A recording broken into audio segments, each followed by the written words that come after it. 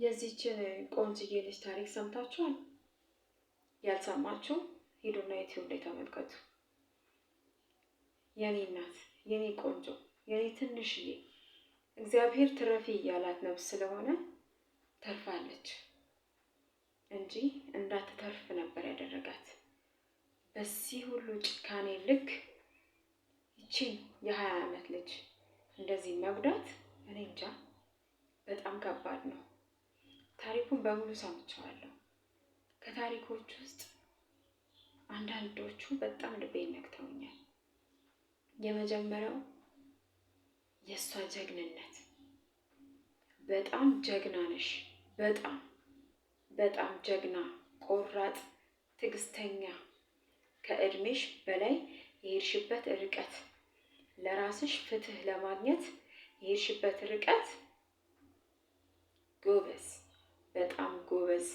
ሁሉም ሴት ምንም ነገር አይድረስበት፣ ከደረሰበት ደግሞ ቆራጥ ሆኖ ፍትህ ማግኘት እስኪችልበት ድረስ መጓዝ እንዳለበት ማሳያ ነሽ ብዬ አምናለሁ።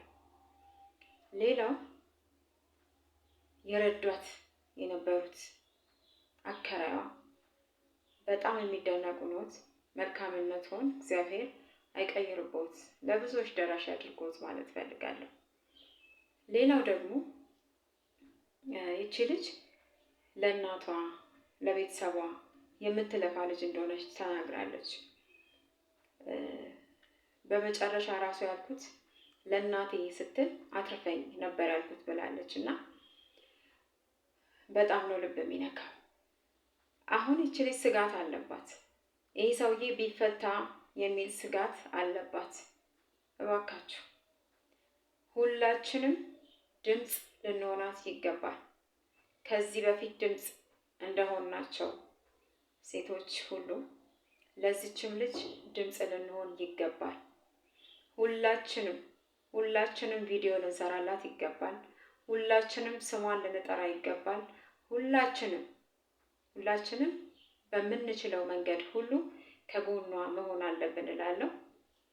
እንደ ሀሳብ ቻሌንጅን ቢጀመርላት ጥሩ ነው። ምክንያቱም ምንም ነገር የሌላት ልጅ ናት። አሁን ላይ እንኳን የምትኖርበት ምንም ነገር የሌላት ልጅ ናት። ቻሌንጅ ቢጀመርላት መልካም ነው።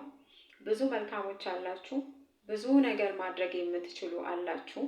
እባካችሁ በሁሉም ነገር ከጎኗ መቆም አለብን። በጣም ትንሽዬ ልጅ ናት፣ ከ20 ዓመት በታች ሆና ብዙ ያሳለፈቻቸው ነገሮች አሉ።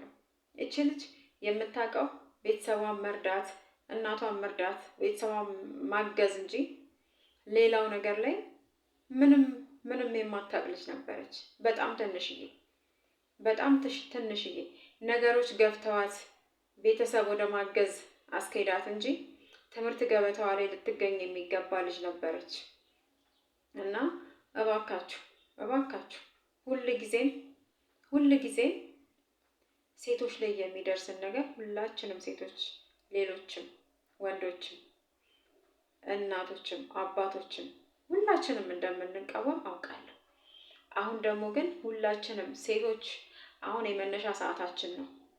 አሁን ደግሞ ለዚች ልጅ ሆ ብለን የምንቆምበት ሰዓት ነው። በቃ ተነሱ፣ እጇን እንያዛት። ሁላችንም አስፈላጊ በሆነው መንገድ ሁሉ እጇን እንያዛት። ላለው አመሰግናለሁ።